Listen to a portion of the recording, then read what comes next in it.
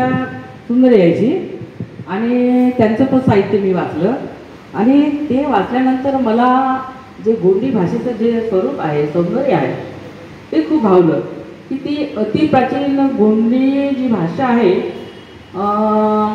भाषाशास्त्रज्ञ यांच्यामध्ये गोंडवाना भूभाग आहे 60 करोड वर्षापूर्वीचा आणि 30 करोड वर्षा आधी मानव निर्मिती झाली असं शास्त्रज्ञ म्हणतात।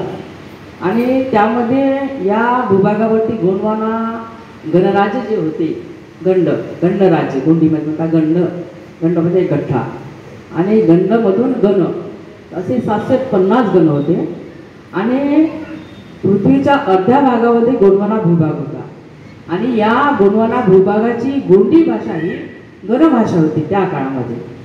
मी नाही म्हणत, भाषाशास्त्री लोकांच्या म्हणण्यानुसार तर ही अशी सुंदर गोंडी भाषा अति प्राचीन भाषा आणि ती भाषा मानव निर्मित नाही आहे, तर ती पशुपक्ष्यांची भाषा आहे, निसर्ग भाषा आहे।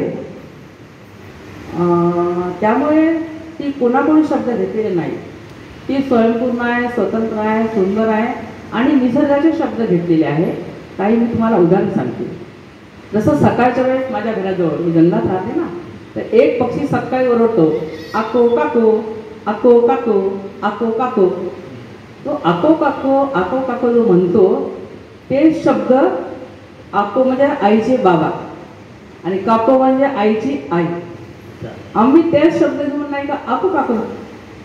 दुसरा एक पक्षी म्हणते, आता पाऊस याच्या आधी तो म्हणते पिरवांता पिरवांता पिरवांता, आम्ही पण म्हणतो आता पाऊस येते, तर तोच शब्द उचलून घेऊ पिरवांता, म्हणजे आता पाऊस येणार। एक पक्षी म्हणतो घरचुई घरचुई घरचुई, घर शिवा, आता पाऊस येते घर शिवा, आता पाऊस येते घर शिवा।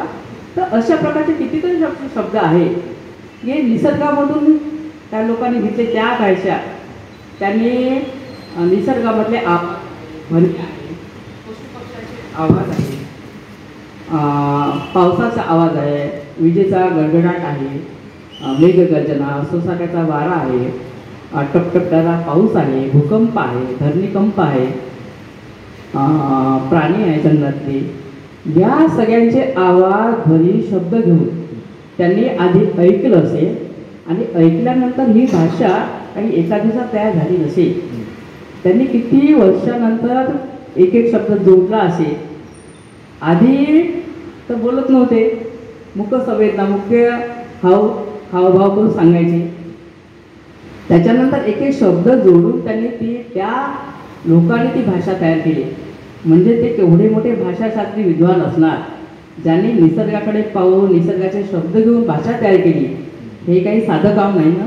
तर अशी ही गोंडी भाषा पूर्व राष्ट्राची कोयामूर द्वीपमधली ही आद्य भाषा आहे आणि द्रविड कुळातल्या जेवढ्या काही कन्नड आहे, तेलुगू आहे, इतर जेवढ्या त्या कुळातल्या भाषा आहे, त्या द्रविड कुळाची ही गोंडी भाषा जननी आहे असं शास्त्रज्ञ लोकांचं म्हणणं आहे। आता ही भाषा तुम्ही म्हटल्याप्रमाणे निसर्गातील भिन्न घटना, पशु पक्षी यांना चित्रित करते, तर ह्या चित्रणाचा उल्लेख किंवा याचं प्रतिबिंब आपल्याला कवितेच्या माध्यमातून तुम्ही दाखवू शकता का? तुमची एखादी कविता ज्यामध्ये हे प्रतिबिंबित झालंय? गोंडी भाषेची मराठी